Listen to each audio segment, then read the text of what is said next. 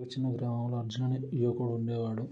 అతను చాలా బాగా చదువుకునేవాడు. కానీ అతని అతివేగం బైక్ నడపడం వల్ల అతనికి చెడు అలవాట్లు. ఒకరోజు సాయంత్రం కాలేజీ నుండి ఇంటికి వస్తూ రోడ్డు పక్కన వర్షం కారణంగా జారి ఉన్న చోటు అతను బైక్ను చాలా వేగంగా నడిపాడు. అదే సమయంలో రోడ్డును దాటుతున్న ఒక ట్రాక్టర్ అతను గమనించలేదు. ఒక్కసారిగా బైక్ బ్రేకు వేసి బైక్ని నియంత్రణ కోల్పోయిన ట్రాక్టర్ మునదేలిన భాగాన్ని ఢీకొట్టింది. ఆ ఢీను అంత భయంకరంగా ఉంది.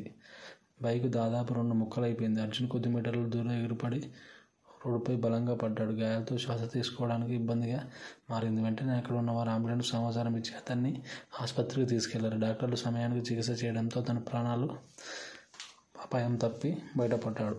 ఆ రోజు నుంచి అర్జున్ ఒక విషయం అర్థం చేసుకున్నాడు. జీవితంలో ఎప్పుడూ అతివేగంగా ప్రయాణించాలనే నిర్ణయం తీసుకున్నాడు. అప్పటి నుండి అతను ఎప్పుడూ హెల్మెట్ ధరించి నెమ్మదిగా జాగ్రత్తగా ప్రయాణించేవాడు. Please subscribe my channel.